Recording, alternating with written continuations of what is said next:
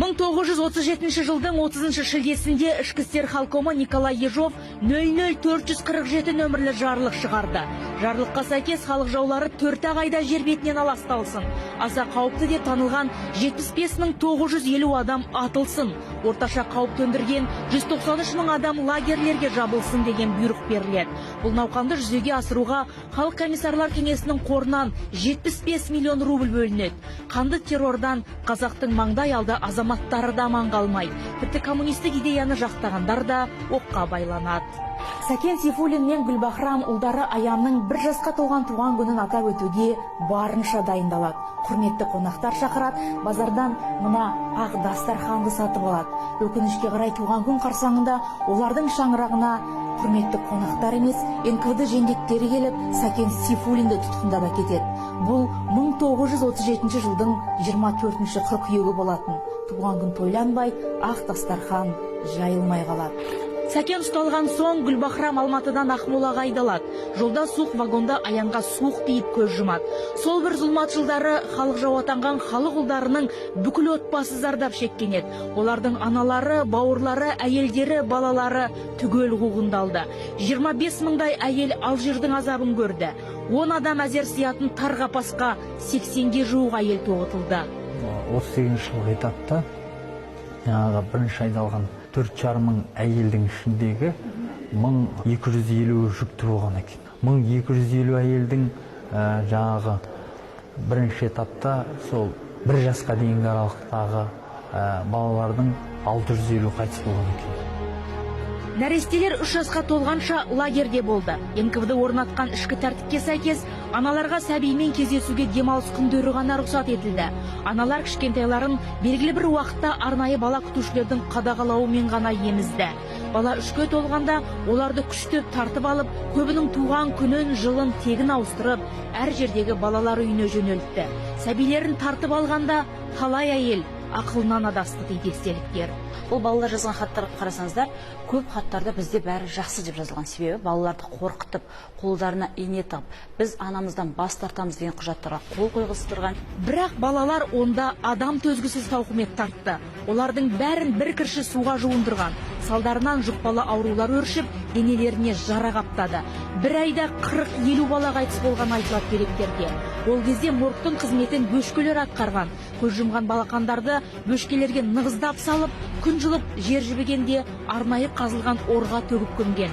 Қазақтың аяулы ұлы Бейімбет Майлиннің қызы Гүлсім де осы қасіреттің бәрін бастан кешірді.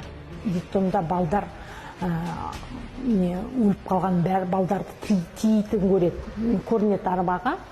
Сол арбаға тиегенде біздің енемізді де өліп қалды деп тиеп жіберген ғой балдардың арасына. Жанынан өтіп жатырған адам кірпігін қимылдағанын байқап суырып алған.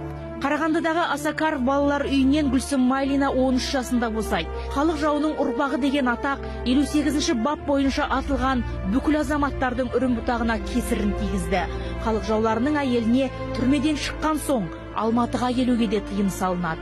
Алматыға келуге болмайды, тұруға болмайды. Қарағандының өзінде оларға ол кісіге жұмыс жасауға болмайды. Үйлері жоқ, біреудің тауық қорасында тұрады. Сөйтіп жүріп мектепті ол алтын медальмен бітіреді.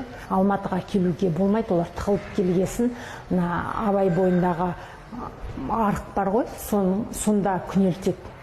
Содан кешке түнделетіп, Ғабит Мүсірепов, Мұхтар Әуезов, солар машина жіберіп, өздері келіп, алып кетіп, түнде қонақтап, түнделетіп, қараңғылықтың кері келіп, сөйтіп жүрген. Сөйтіп жүріп, Мединститутқа түседі, Мединститутта тоже алтын қызыл дипломмен бітіреді. Саяси қуғын сүргіннің зардабы Жаһанша Халел Досмұхамбетовтердің де отбасын айналып өтпейді. Батыс Алашорданың төрағасы болған Жаһаншаның аға інілері, Халелдің балалары, халық жауының ұрпағы ретінде талай тауқыметтен өтеді. Қараша Шапайдың өзі Халелдің ұрпағы өте қатты қысым көрген адам. Жұмысқа кіре алмай, кірген оқуынан шығарып жіберіп, тұрмысқа шықпай, өмір бойы тұрмысқа шықпай қалды. Халел Досмұхамбетовтың баласы болды Әділхан деген. Әділхан деген жаңағы Ұлы Отан соғысына қатысады. Әкесі сияқты доғдыр. Мына Қызылордада жаңағы сол кезде кеңес үкіметінің кезінде лабораторияда жұмыс істеген. Содан ерте қайтыс болған жұқпалы аурулардан. Сталиндік репрессия көз ашық, белсенді, оқыған азаматтарды ғана емес, қарапайым тұрғындарды да жалмады. Мәселен, Петропавл қаласының тұрғыны Болат Сағындықовтың әкесі Мағаз Сағындықов колхозда қызмет еткен. Оны 1937 жылы тұтқындап атады. Ағам марқұм Қилаш Мағазов туған менің ағам қуғынға шығып жүрді. Ана қызметтен қуып жібереді. Халық жауының баласы деп, мына қызметтен қуып жібереді. Сөйтіп жүргенде осы қағаз келді, онда Ленин ауданында Явленкеде ол редакторым районный газеті бұл. Бір сөтке жатып жылады ағам. Сол ақтау қағазы келгенде. Соны күткен ғой енді. Таяқты жеген талай жыл.